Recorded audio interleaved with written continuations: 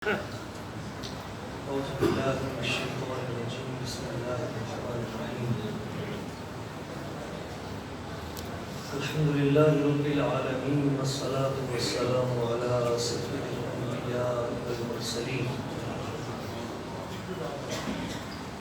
أما بعد فقد قال الله تبارك وتعالى في كلامه المجيد يا أيها الذين آمنوا اتقوا الله وآمنوا برسوله يؤتكم كفلين من رحمته سبحان الله ويجعل لكم نورا تمشون به ويغفر لكم صدق الله مولانا العظيم وصدق رسوله النبي الكريم الأمين درود پاک بآواز بلند الصلاة والسلام علیک یا سیدی یا رسول اللہ الصلاة والسلام علیک یا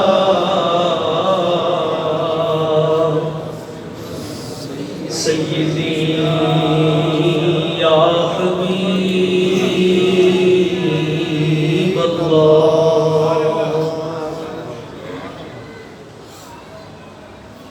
نہایت مکرم و محترم گل بستان سعادت عزت مآب سید منور حسین شاہ صاحب دامت برکاتہ القدسیہ مفتی اہل سنت عالم باعمل روشنی اسلاف حضرت قبلہ مفتی محمد حبیب خان صاحب دامہ شرفہ عالم باعمل وارث علوم علماء اسلام حضرت قبلہ مفتی محمد طاہر الحسن رضوی صاحب دامہ لطفہ میزبان محفل عاشق رسول صلی اللہ علیہ وسلم عزت مآب حکیم اہل سنت جناب ڈاکٹر صدیق اکبر صاحب دامہ لطفہ اور جتنے بھی احباب عظیم علماء کرام محبین مصطفیٰ عاشقان رسول یہاں پہ تشریف فرما نوجوان بچے بزرگ اللہ کریم کی بارگاہ قدس میں دعا ہے وہ ذات لم یزل ہمارے محترم مکرم عزت مآب جناب ڈاکٹر صدیق اکبر صاحب کے والد گرامی عالم باعمل وارث علوم صوفیاء و اولیاء حضرت قبلہ حضرت علامہ مولانا محمد جمیل صاحب رحمہ اللہ تعالی علی قبرہ وعلی جسدہ اللہ کریم ان کے درجات بلند فرمائے اور ان کی قبر کو بقعہ نور بنائے اور آج کی اس خوبصورت روحانی محفل پاک کے تصدق سے اللہ کریم ڈاکٹر صاحب کے علم میں عمر میں صحت میں کاروبار میں جان و مال میں عزت و عرفان میں بے پناہ برکتیں عطا فرمائے۔ ایک تو مجھے نام سن کر بڑی خوشی ہوئی کہ سیدنا ابو بکر صدیق رضی اللہ تعالیٰ آپ کے نام نامی سے مناسبت ہے، اور دوسرا میں نے ابھی قبلہ مفتی صاحب سے پوچھا کہ اس مسجد کا نام کیا ہے تو پتہ چلا مسجد کا نام سیدہ فاطمہ الزہرا سلام اللہ علیہا آپ کی مناسبت سے ہے۔ تو ہم تو سب کو ماننے والے ہیں اور ان عظیم ہستیوں کو اور ان کے اخلاق عالیہ سے اپنے قلوب و اذہان کو منور کرنے کے لیے بیٹھے ہیں۔ قرآن مجید فرقان حمید کی ایک آیہ کریمہ کا کچھ حصہ میں نے آپ کی سماعتوں کی نظر کیا ہے، اس کی روشنی میں چند چیزیں پیش کر کے میں اپنی گفتگو سمیٹتا ہوں۔ بڑی توجہ اور محبت کے ساتھ آپ دوستوں نے اسے سننا ہے اور اسے آگے دوستوں تک پہنچانا ہے، اور یہ ایک پیغام ہے ایک بار بآواز بلند محبت کے ساتھ درود پاک پڑھیں صلی اللہ علیہ یا رسول اللہ وسلم علیہ یا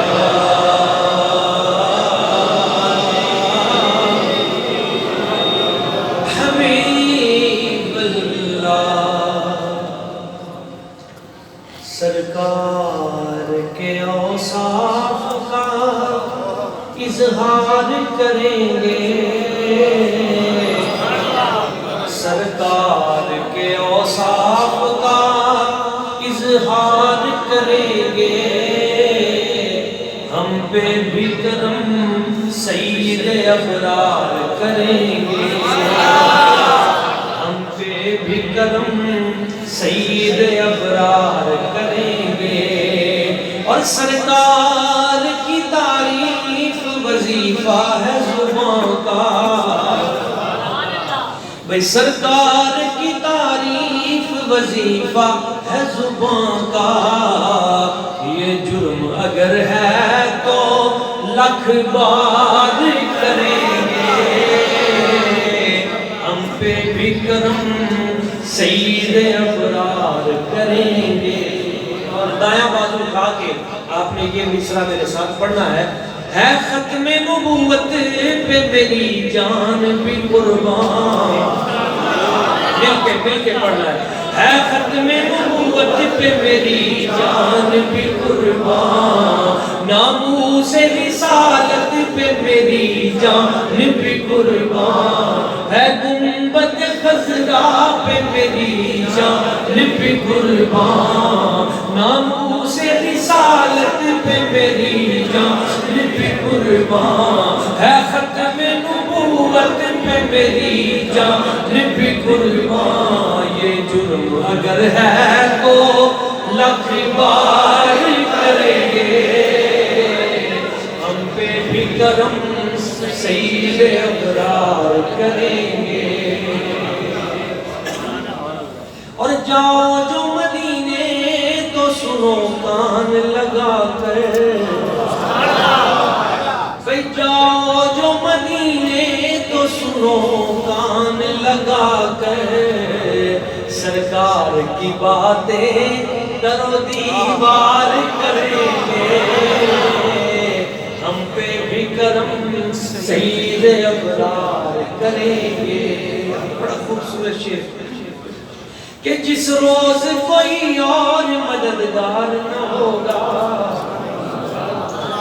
جس روز کوئی اور مددگار نہ ہوگا اس روز شفاعت میری سرکار کریں گے جس روز کوئی اور مددگار نہ ہوگا بھئی جس روز کوئی اور مددگار نہ ہوگا اس روز شفاعت میری سرکار کریں گے ہم پہ بھی کرم سید ابرار کریں گے اور نسبت والوں کے لیے یہ آخری شعر ہے کہ مشکل کا ہمیں قبر میں احساس نہ ہوگا انشاءاللہ مشکل کا ہمیں قبر میں احساس نہ ہوگا کیوں ہم سرور کونین کا دیدار کریں گے ہم سرور کونین کا دیدار کریں گے ہم پہ بھی کرم سید ابرار کریں گے سرکار کی آمد سونے کی آمد نبی کی آمد نبی کی آمد اجمال کی آمد مل کے بولو اونچا بولو ہاتھ لہرا کر بولو سیدی مرشدی یا نبی سیدی مرشدی یا نبی وزد احباب اللہ کریم نے قرآن مجید میں ارشاد فرمایا یا ایھا الذین آمنوا اتقوا اللہ اے ایمان والو تقوی اختیار کرو. اگر تم تقوی اختیار کرتے ہو اور میرے رسول پہ ایمان لے آتے ہو جیسے ایمان لانے کا حق ہے، یؤتکم کفلین من رحمتی، تو میں اپنی رحمت سے 2 کفل بھر کر تمہیں عطا کروں. پہلی بنیادی چیز وہ حصول تقوی ہے. یہ جو تقوی ہے نا، تقوی یہ قرآن مجید کی کلی ہے. پنجابی سمجھتے ہیں نا، سینٹرل پوائنٹ، نقطہ مستانیہ کیا ہے. آپ ادھر سے قرآن مجید کو پڑھ لیں، آپ ادھر سے قرآن مجید کو پڑھ لیں، کسی صورت کو دیکھ لیں، اللہ کریم کو بندہ مومن سے جو چیز مطلوب ہے وہ تقوی ہے. یہ قرآن مجید کی کلی ہے. اس ایک چیز کو پکڑ لیں، بہت سارے مسائل حل ہو جائیں. کیا کریں؟ متقی بن جائیں. اللہ کریم ارشاد فرماتا ہے جو بندہ متقی بن جائے گا میں اسے پتہ کیا عطا کروں گا؟ کفلین من رحمتی، میں اسے اپنی رحمت کے 2 کفل بھر کر عطا کروں گا. یہ میں ایک کنجی دے رہا ہوں آپ کو، ایک چابی ہے، مفتاح. لوگ کہتے ہیں جی ہمارا کاروبار نہیں چلتا، بڑی پریشانی ہے، رزق کی کمی ہے، پیسہ آتا ہے تو پتہ نہیں چلتا جاتا کدھر ہے. اللہ کریم ارشاد فرماتا ہے وَمَن يَتَّقِ اللَّهَ يَجْعَلْ لَهُ مَخْرَجًا وَيَرْزُقْهُ مِنْ حَيْثُ لَا يَحْتَسِبُ. تم میں سے جو کوئی تقوی اختیار کرے گا میں اسے ایسی جگہ سے رزق دوں گا اسے پتہ ہی نہیں چلے گا، مالا مال کر دوں گا. ایک بندہ کہتا ہے یا اللہ رزق تو ہے لیکن مصیبتیں بڑی ہیں، ٹینشن بڑی ہے، میرے مسائل حل نہیں ہو رہے، بچوں کی شادی کا مسئلہ ہے، جاب کا مسئلہ ہے، میرے پاس دولت تو ہے لیکن مستقبل کے بہت سارے مسائل ہیں، اس وجہ سے میں ذرا ٹینشن میں رہتا ہوں، بی پی اپ رہتا ہے، شوگر ہائی رہتی ہے، مسائل ہے مستقبل کا. کوئی یا اللہ میرے مسئلے حل ہو جائیں، کوئی ایسا حل ہو. اللہ کریم نے فرمایا بڑا آسان ہے وَمَن يَتَّقِ اللَّهَ يَجْعَلْ لَهُ مِنْ أَمْرِهِ يُسْرًا. تم میں سے جو تقوی اختیار کرے گا اس کے کام ایسے فری میں ہو جائیں گے، منٹ لگے گا، مسئلہ حل ہو جائے گا. کیا؟ تقوی اختیار کر لو. یا اللہ پیسے بھی مل گئے اور پریشانیاں بھی دور ہو گئیں لیکن پہلے کے جو گناہ ہیں وہ تو ویسے ہی کھڑے ہیں. اب میرا دل کرتا ہے کہ میری آخرت بھی اچھی ہو جائے، وہ گناہ معاف ہو جائے. اب میں کیا کروں؟ تو اللہ کریم فرماتا ہے پریشان نہیں ہونا. وَمَن يَتَّقِ اللَّهَ يُكَفِّرْ عَنْهُ سَيِّئَاتِهِ وَيُعْظِمْ لَهُ أَجْرًا. تم میں سے جو کوئی تقوی اختیار کرے گا ہم اس کے گناہ مٹا دیں گے، اس کا اجر بڑھا دیں گے. بلکہ ایک مقام پہ فرمایا کہ اس کے جتنے گناہ ہوں گے ان گناہوں کو نیکیاں بنا دیں گے.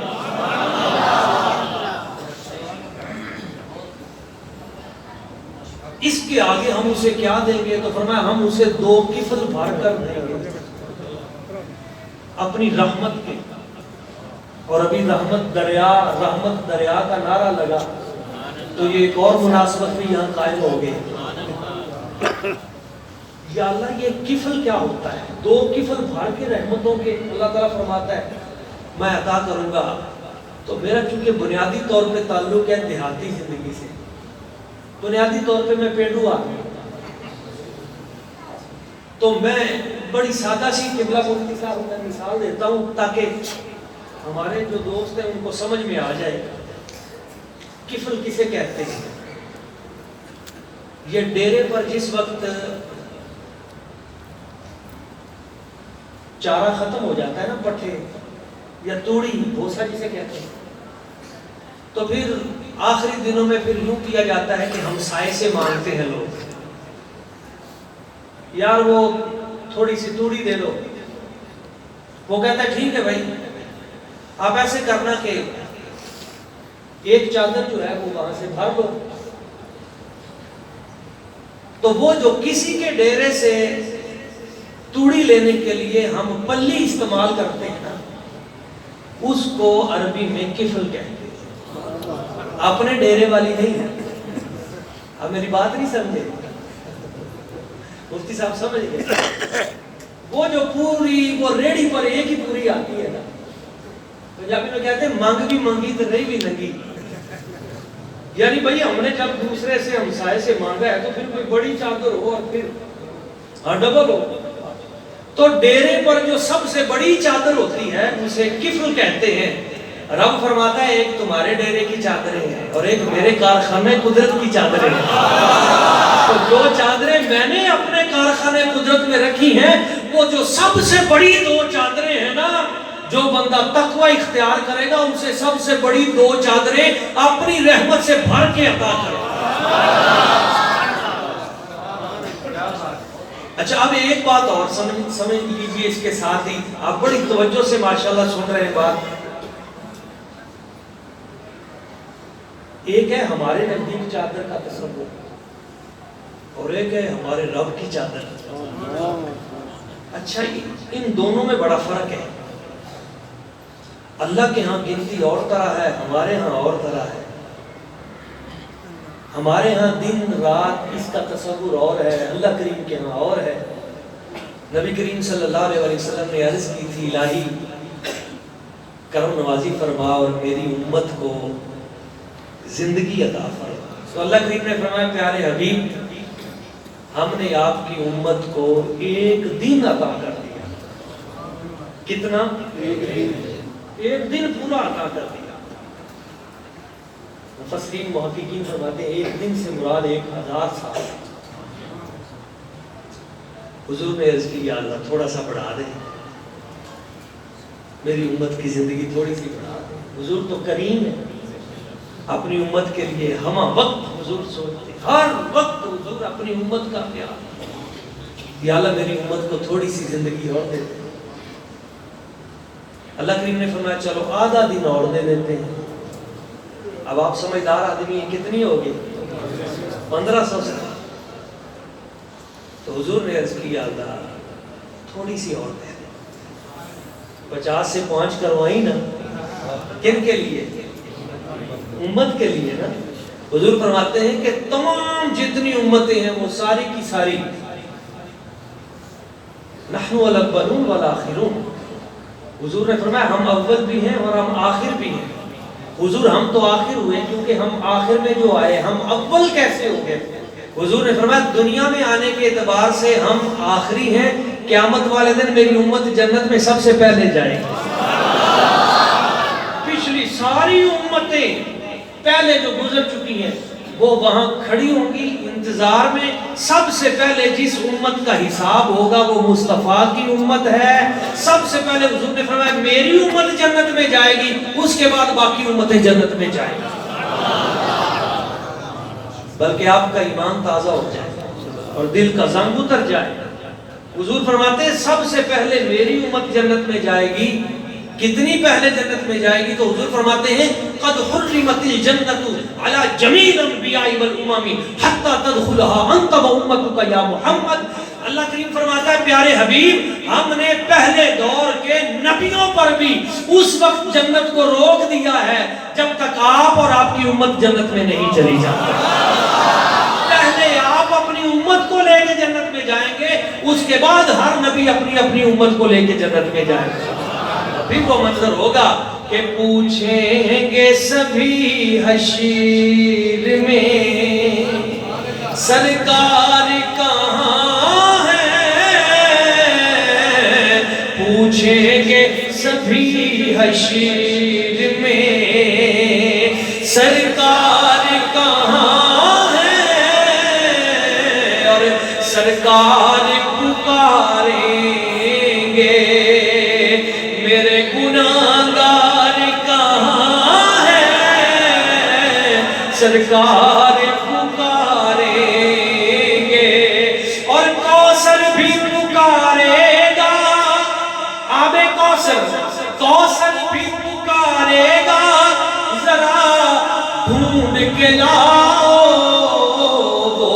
ختم نبوت کے چوکیدار کہاں ہے؟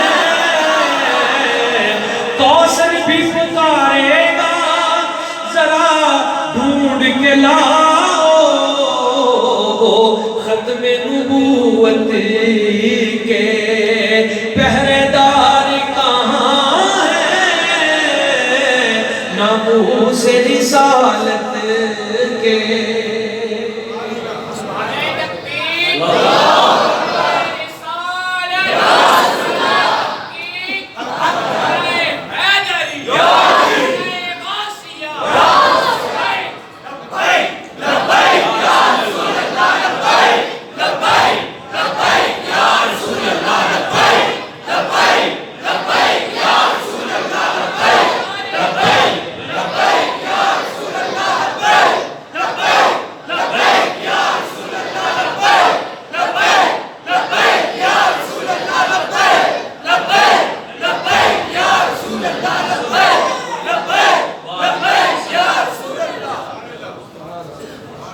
میں بات عرض کر رہا تھا کہ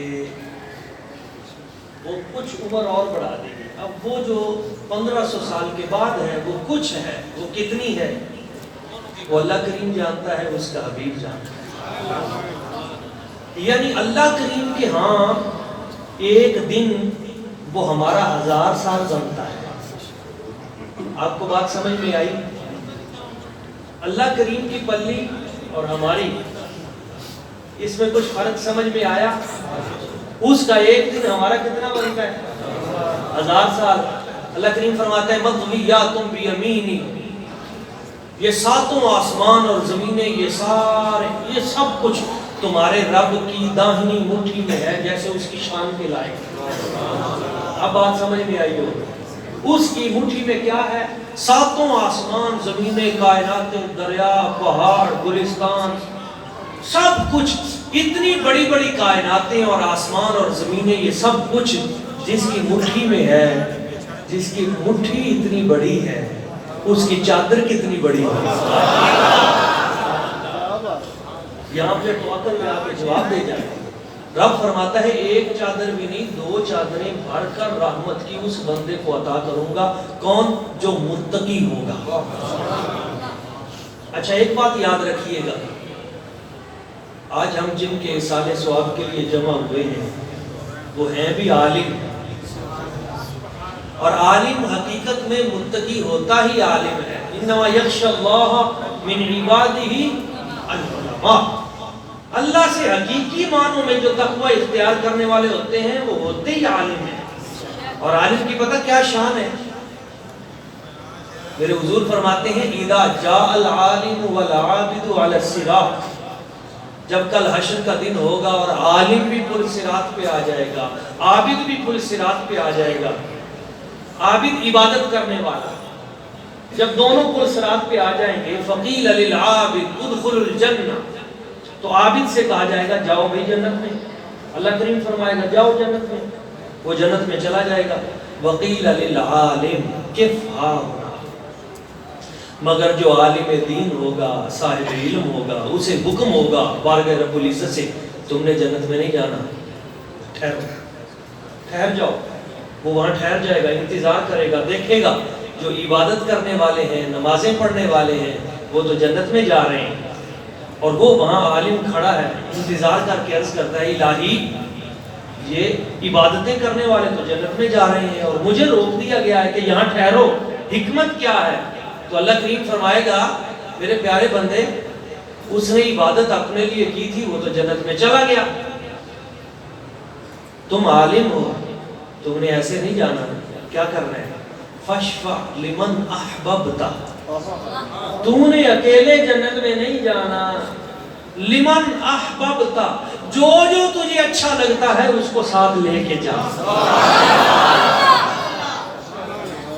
عبادت کرنے والا خود جنت میں جائے گا. وہ بچہ جو قبل ولادت دنیا سے رخصت ہو گیا، حدیث پاک میں ہے، وہ اپنے ماں باپ کو جنت میں لے کے جائے گا. ایک حافظ قرآن، صحیح مسلم شریف میں، ایک حافظ قرآن 10 ایسے بندوں کو جن پہ دوزخ واجب ہو چکی ہوگی، ان کی شفاعت کر کے ان کو جنت میں لے کے جائے گا۔ اور قرآن مجید میں ہے جنات عدن يدخلونها ومن صلح من آبائهم وازواجهم وذرياتهم، وہ لوگ بھی جنت میں داخل ہو جائیں گے جن کے باپ نیک ہوئے۔ جس کا باپ نیک ہوا تو باپ کی نیکی کی وجہ سے اللہ تعالیٰ بچوں کو جنت میں بھیج دے گا کہ تیرا باپ نیک ہے۔ اور باپ کے تقوی کے جو اثرات ہیں وہ نسلوں تک جاتے ہیں۔ میں نے ابھی ٹی وی پہ ایک پروگرام کیا تھا، ابھی شاید 2 ہفتے قبل، حضرت سیدنا عبداللہ بن مسعود رضی اللہ تعالیٰ عنہ، آپ جب رات کو نفل پڑھا کرتے تھے نا تو آپ کا بیٹا سامنے لیٹا ہوتا تھا، تو نوافل کی نیت یوں کیا کرتے تھے، من اجلک یا بنیا، اے بیٹے یہ جو 2 نفل میں پڑھنے لگا ہوں یہ تیرے روشن مستقبل کے لیے پڑھنے لگا ہوں، یا اللہ میرے بچے کو نیک بنانا، اس نیت سے یہ نفل۔ اب دیکھیں باپ جب بیٹے کی تربیت اور اس کے مستقبل کی بہتری کے لیے نفل پڑھے گا، پھر اللہ کریم اس باپ کے تقوی کا ثمر اس کی اولاد کو کیسے نہیں دے گا؟ ماں باپ نیک ہوں، یقین مانیے ان کے تقوی کے اثرات 7 نسلوں تک جاتے ہیں۔ اور قرآن مجید فرماتا ہے من آبائہم و ازواجہم، بیوی جس کی نیک ہوئی تو اس کی وجہ سے اللہ شوہر کو بخش دے گا، اور شوہر نیک ہوا تو اللہ کریم اس کی وجہ سے اس کی بیوی کو بخش دے گا، وذریاتہم، اور باپ سے کوئی غلطی کوتاہی ہوئی بیٹا نیک ہو گیا تو بیٹے کی نیکی کی وجہ سے اللہ تعالیٰ باپ کو بخش دے گا۔ اب آپ دیکھیں کہ یہ نبی پاک صلی اللہ علیہ وسلم کی کتنی کرم نوازی نیکی کی وجہ سے۔ اور پھر جو عالم ہے، آپ دیکھیں شہید جو ہے، 70 ایسے بندے جن پہ دوزخ واجب ہو چکی ہے، شہید 70 بندوں کو لے کے جنت میں جائے گا، حافظ 10 بندوں کو لے کے جنت میں جائے گا، مگر جب عالم دین کی باری آئی نا تو اللہ کریم نے پتہ کیا فرمایا؟ فرمایا نہ 2 نہ 10 نہ 70، لمن احببتا، فرمایا تو عالم دین ہے، تیرے لیے کوئی اس قسم کی حدود نہیں کہ تو 2 کو لے کے جا، 4 کو لے کے جا، 10 کو لے کے جا، 70 کو لے کے جا، نہیں، تو صاحب علم ہے، ساری زندگی میرے نبی کے دین کو پھیلاتا رہا ہے، لمن احببتا، جو تجھے اچھا لگتا ہے لے جا۔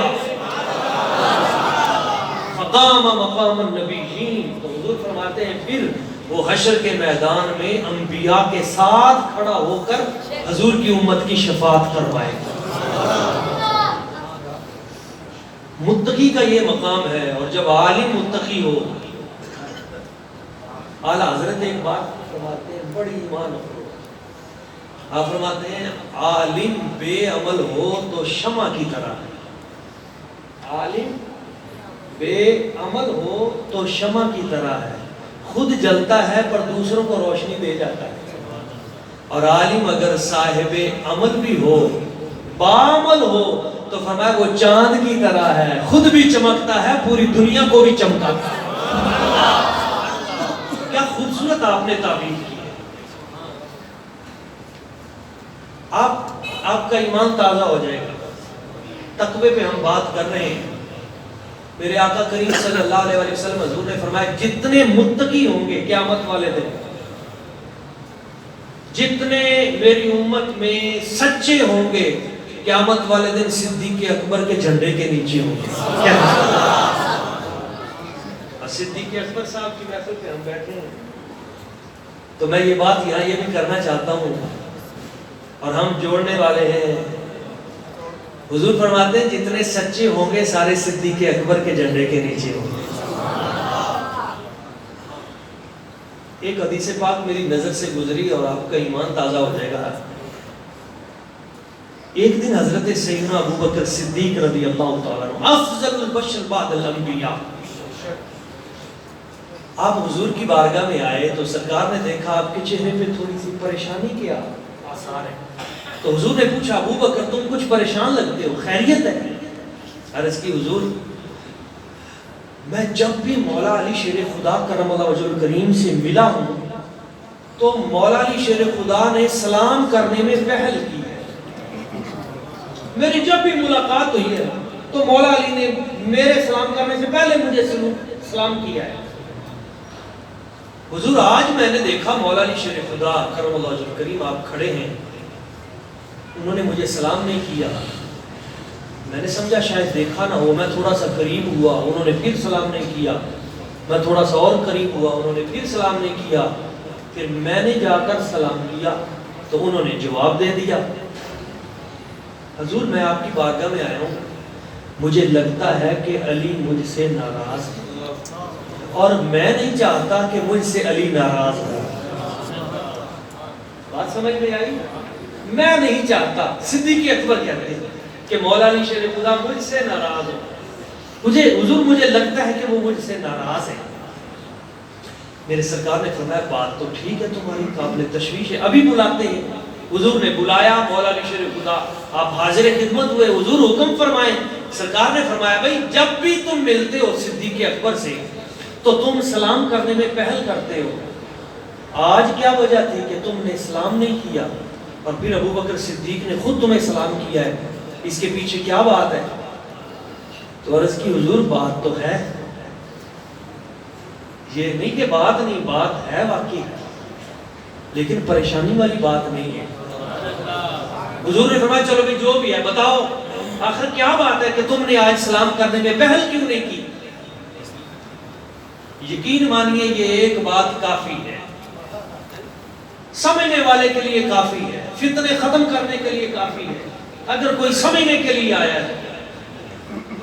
مولا علی شیر خدا نے عرض کی حضور میں نے آج رات خواب دیکھا، امام ابن الحاج المالکی رحمہ اللہ المدخل میں اس کو بیان کرتا ہے، حضور آج رات میں نے خواب دیکھا، میں جنت الفردوس کے مناظر دیکھا، سبحان اللہ، ایک ترتیب کے ساتھ بڑے خوبصورت محلات ہیں، میں ان کو دیکھتا جا رہا ہوں اور میری طبیعت بڑی خوش ہوتی ہے، بڑے پیارے پیارے محلات ہیں، سیر کرتا کرتا میں آگے نکل گیا تو میں نے وہاں دیکھا کہ ایک بالکل الگ سے بڑے خوبصورت عالیشان محل بنا ہوا ہے اور وہ سب سے انوکھا اور نرالا قسم کا موتیوں کے ساتھ تراشا ہوا، مجھے وہ بڑا اچھا لگا، بہت ہی خوبصورت تھا حضور۔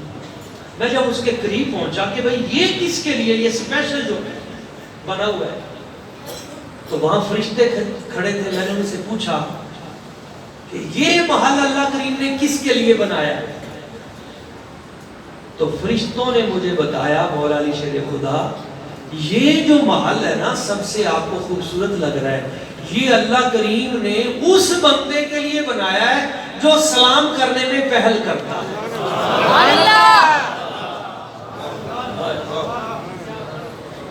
اب جس کے جی میں آئے وہی پائے روشنی، ہم نے تو دل جلا کے سرعام رکھ دیا۔ یہ محل اس کے لیے ہے جو سلام کرنے میں پہل کرتا ہے۔ تو حضور نے فرمایا پھر تو تمہیں اور جلدی سلام کرنا چاہیے تھا،